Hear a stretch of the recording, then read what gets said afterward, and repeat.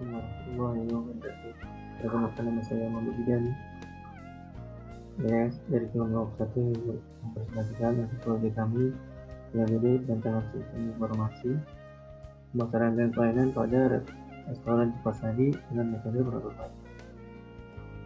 Makanan cepat saji seperti hamburger, fried chicken, french fries, pizza, spaghetti dan lain-lain sangat digemari oleh beberapa kalangan mulai dari anak kecil, remaja, dewasa hingga anak. Mujianto dan kawan-kawan pada 1998 mencatat bahwa di Indonesia, tepatnya di kota Jakarta, 15-20% remaja suka mengkonsumsi makanan hamburger dan french fries. Dan hamburger adalah makanan cepat saji yang sangat digemari oleh masyarakat karena bentuknya yang unik dan rasanya yang lezat. Dengan harga yang terjangkau yaitu mulai dari Rp10.000 sampai dengan Rp25.000, tidak bisa mendapatkan atau membeli hamburger.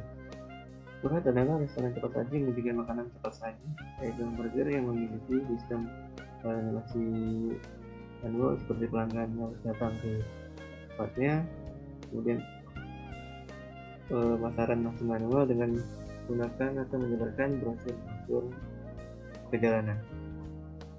Kemudian kami menganalisa bahwa pentingnya untuk meningkatkan pelayanan dan pemasaran agar restoran tersebut dapat bersaing dengan restoran lokal lainnya.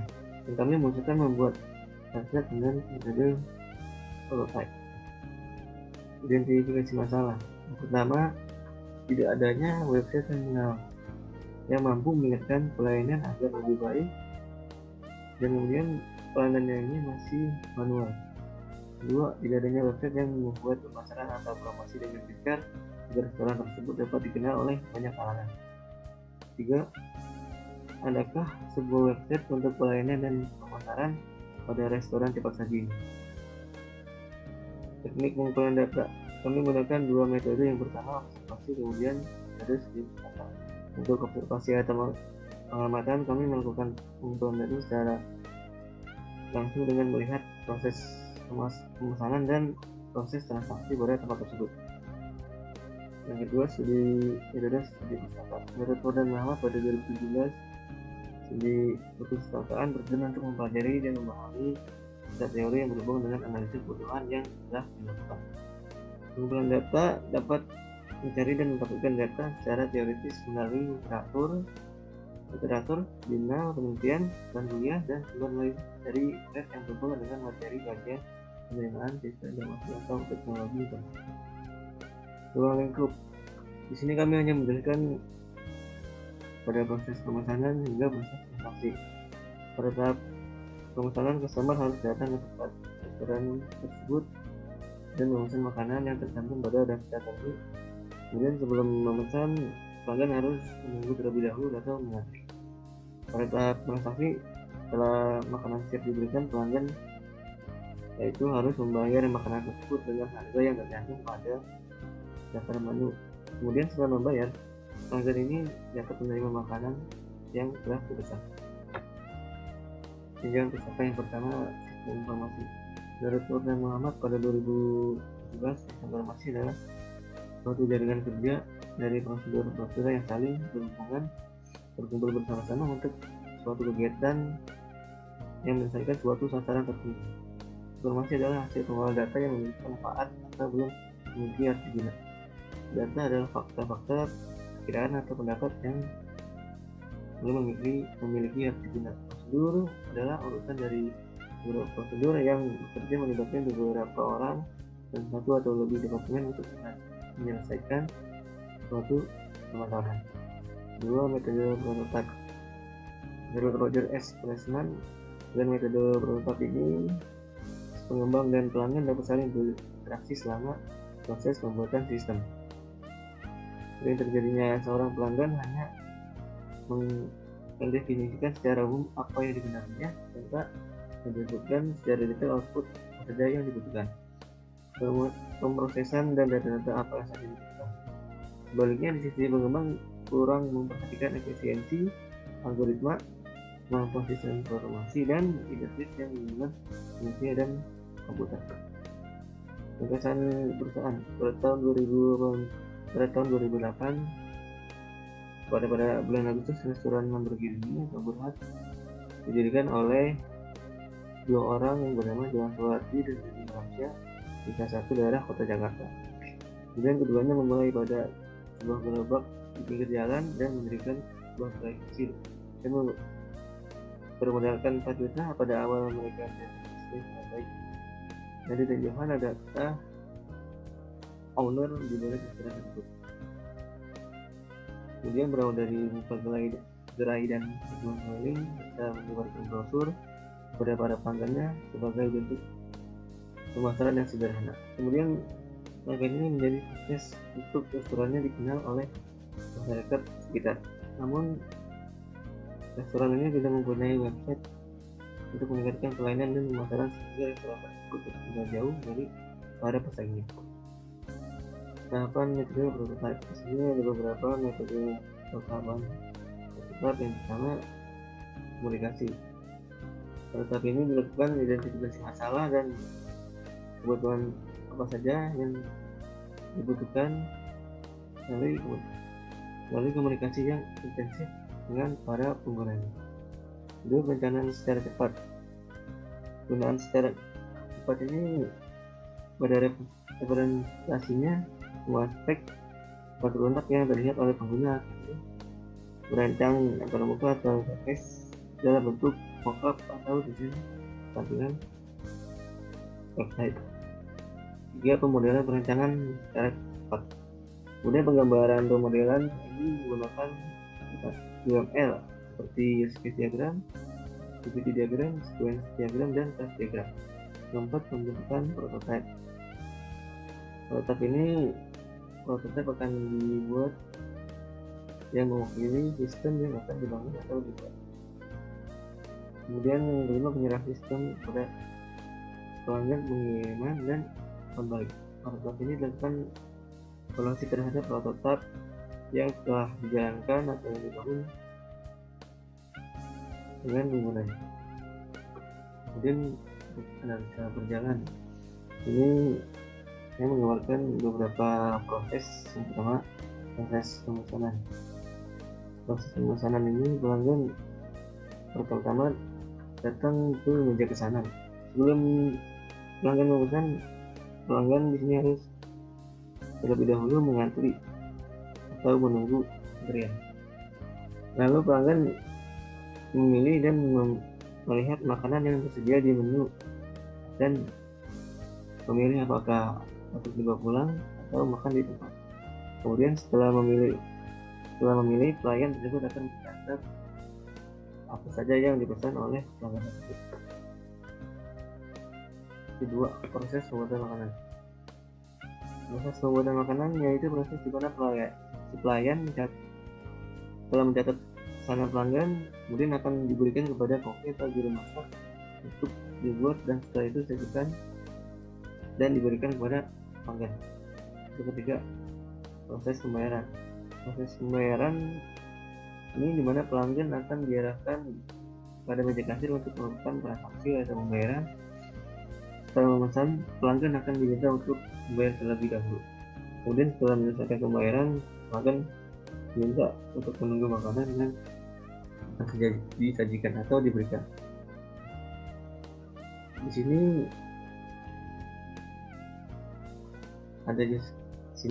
kami menggambarkan dengan di mana si pelanggan ini dapat memesan makanan kepada si pelayan. Setelah memilih atau memesan, kemudian si pelayan ini akan mencatat semua pesanan yang dipesan oleh pelanggan.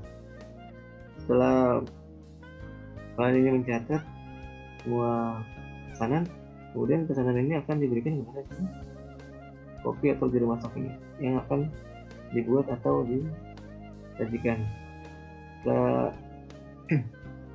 itu pelanggan akan diarahkan ke meja kasir untuk membayar pesanan pada si kasir, dan kemudian kasir ini akan memberikan harga yang tercantum pada pesanan. Setelah berhasil, kemudian makanan akan diberikan kepada pelanggan. Sequence diagram. Ini pelanggan pertama-tama ke meja pemesanan, lalu pelanggan memesan makanan yang ada di meja pesanan. Setelah itu, setelah datang ke meja pesanan, kemudian si klien mencatat semua pesanan pelanggan dan menerima pesanan. Kemudian setelah menerima pesanan dan mencatat, pesanan ini akan diberikan kepada si koki untuk dibuatkan makanan dan siap disajikan. Setelah itu, sebelum menerima, kemudian pelanggan akan diarahkan ke meja kasir untuk melakukan pembayaran kepada si kasir. Setelah itu si kasir akan menerima pembayaran tersebut dari pelanggan. Kemudian setelah berhasil melakukan pembayaran, si admin atau si kasir akan memberikan struk dan memberikan makanan tersebut. Untuk aktivitas diagram activity, dimana ini pertama pelanggan harus ke tempat meja pesanan untuk memesan atau melihat menu makanan. Setelah melihat di meja pesanan, kemudian si pelanggan ini memesan kepada si pelayan. Lalu si pelayan ini akan mencatat semua pesanan dari apa yang dipesan oleh si pelanggan. Setelah mencatat, lalu catatan atau pesanan ini akan diberikan kepada koki. Setelah koki ini menerima, koki akan memasak apa yang dipesan oleh si pelanggan ini. Setelah memasak atau masakan itu jadi, koki akan memberikan kepada si kasir untuk diberikan kepada pelanggan. Kemudian setelah diberikan ke kasir, kalau kasir menerima makanan pelanggan, setelah itu si kasir akan melakukan pembayaran terhadap pelanggan. Setelah itu si kasir akan meminta pelanggan untuk membayar semua makanan yang dipesan. Setelah membayar, kemudian berhasil, kemudian si kasir ini akan memberikan truk dan memberikan makanan tersebut kepada pelanggan. Kemudian untuk selanjutnya akan dijelaskan oleh teman saya, yaitu Rahmat Sulaiman. Sekian dari saya. Assalamualaikum warahmatullahi wabarakatuh. Bismillahirrahmanirrahim. Assalamualaikum warahmatullahi wabarakatuh. Perkenalkan, saya Rahmat Sulaiman dari Bangkok Siden. Di sini saya ingin melanjutkan presentasi dari teman saya, dan selanjutnya adalah analisa sistem usulan. Sistem ini dibuat untuk merubah yang pada mulanya menggunakan sistem manual menjadi sistem yang menggunakan website. Sistem ini bertujuan untuk mempermudah dalam proses bisnis yang sedang berjalan pada restoran cepat saji Berhad. Berikut ini adalah gambaran sistem usulan yang kami buat dengan mengenal sebagai berikut. Use case. Sistem usulan pelanggan. Pelanggan di sini memiliki use case dalam membuat akun, melihat kategori makanan, memesan makanan, dan melakukan pembayaran. Lalu ada admin. Ini admin login, mengelola data, lihat transaksi, dan melihat pesanan. Lalu kurir. Kurir di sini bisa melihat data pengiriman dan mengantarkan makanan sesuai data pengiriman. Lalu untuk sequence diagramnya, yang pertama adalah customer, admin, dan kurir. Pertama, customer melihat dan memilih subkategori. Dalam subkategori, customer dapat memesan makanan, lalu melakukan pembayaran, lalu masuk ke dalam sub transaksi.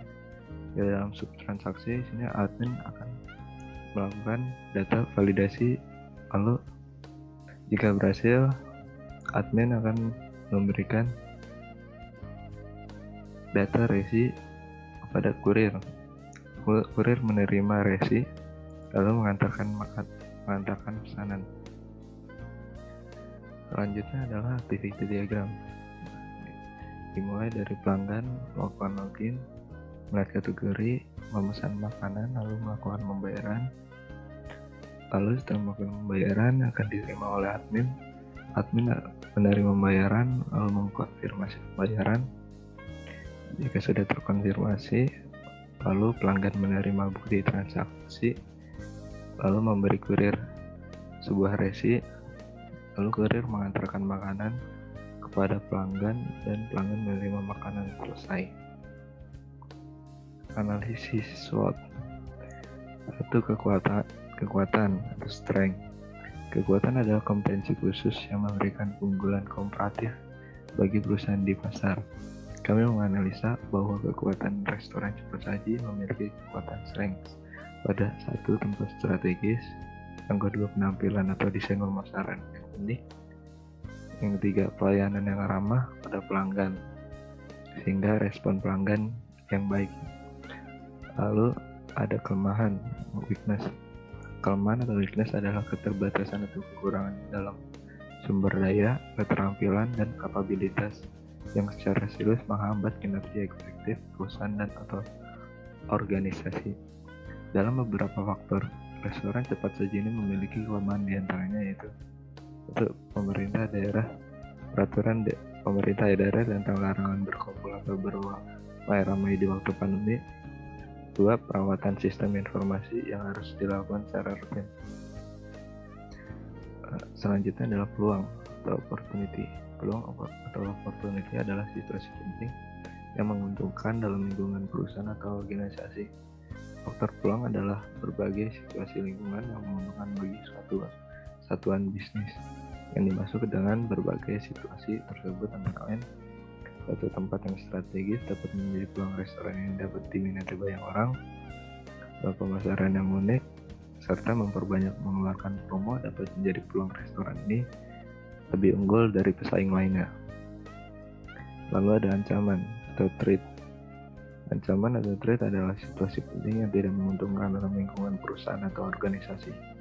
Adapun beberapa faktor yang dapat kami ambil dari beberapa ancaman yang dapat mempengaruhi penjualan, yaitu restoran cepat saji ini memiliki beberapa pesaing, yaitu restoran cepat saji lain yang berada di kawasan yang sama.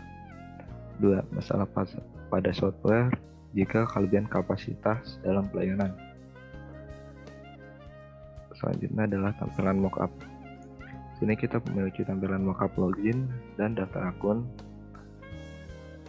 Lalu ada tampilan awal, home. Selanjutnya adalah tampilan kategori, di mana sini ada tampilan produknya. Selanjutnya di sini adalah tampilan keranjang belanja atau pembelian.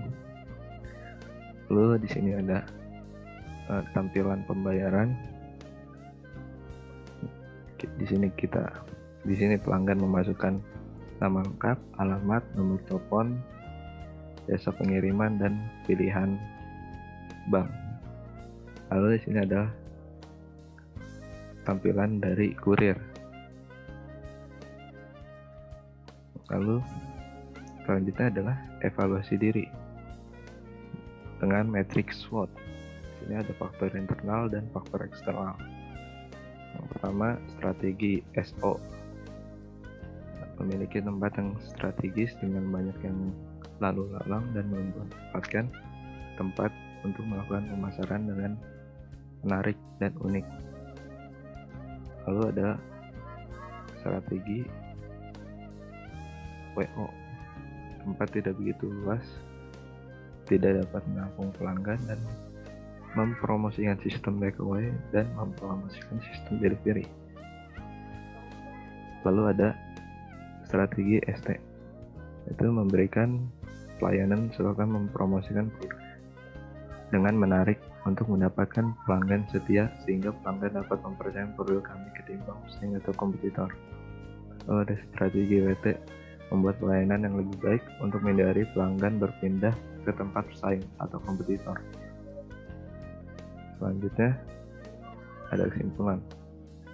Kesimpulan yang pertama adalah Pembuatan website sangat membantu dalam proses promosi dan pelayanan pada konsumen. Kedua, pembuatan website sangat membantu dalam perancangan sistem informasi pada restoran cepat saji, promosi. Yang tiga, promosi yang unik dan menarik dalam meningkatkan citra produk sangat menarik di mata pelanggan. 4. Prototip masih dapat dikembangkan dengan menambahkan fitur-fitur yang lainnya agar menjadi lebih baik lagi. Lalu saran yang pertama adalah perancangan sistem informasi berbasis website harus melakukan perawatan rutin untuk mencegah terjadinya error. Dan yang kedua, dengan menyajikan pelayanan dan promosi yang lebih baik dan unik sehingga konsumen menjadi lebih tertarik. Sekian dan terima kasih karena telah mendengar presentasi dari kelompok kami. Bila ada kurangnya, mohon dimaafkan. Assalamualaikum warahmatullahi wabarakatuh.